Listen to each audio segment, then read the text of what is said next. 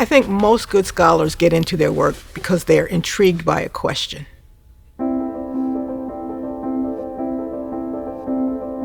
My question has been and continues to be, why is it that Black children are struggling to get a good education?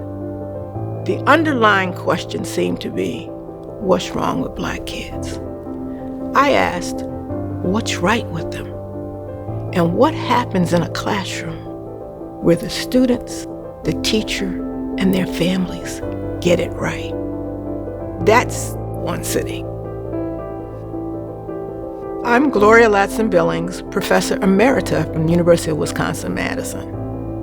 Coming to Madison, I had this sense that if we could get public education right, it would be in a place like Madison. A place that's fairly well-resourced. You didn't have ceiling tiles falling down on kids.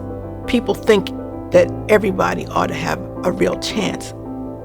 This is a wonderful place to begin to show that public education could work.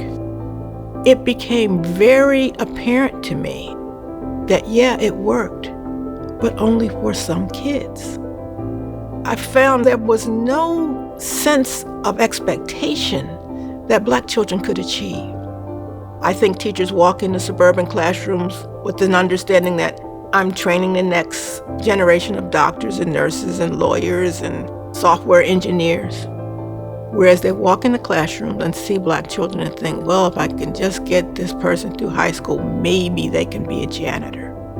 Maybe they could be a clerk somewhere. I don't want to suggest that people are sinister or that they are malicious in their attitude towards Black children.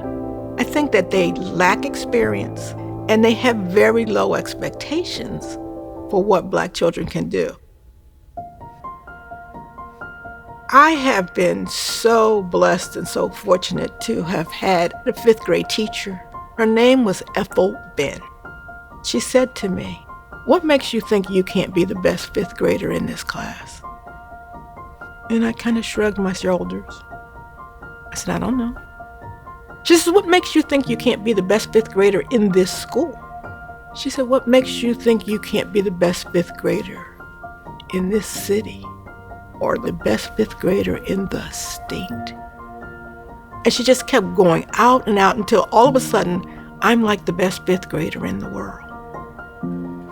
That level of investment in me took me all the way through graduate school. And that's the thing that I think many of our children do not experience. They do not experience hearing, you can be the best, or there's nothing standing away from you being the best. So that's one of the first things that I notice about One City. They work at valuing each kid. You walk into One City, there's joy. There are kids who are laughing, they are happy. Students are allowed to be fully present, letting youngsters know, we want you to be here. We want your contribution. We want you to be a part of us, that we're incomplete without you. Just the environment says you're special, you're important. And I think that's part of what One City is doing with the Roland campus, to say, look, we're having this big, magnificent building because of you. The other thing I think I noticed is the development of what I would call a humanely equitable relationship between adults and children. I see One City as a school that is not just trying to manage bodies. They don't see this desire to stomp out kids' expressiveness.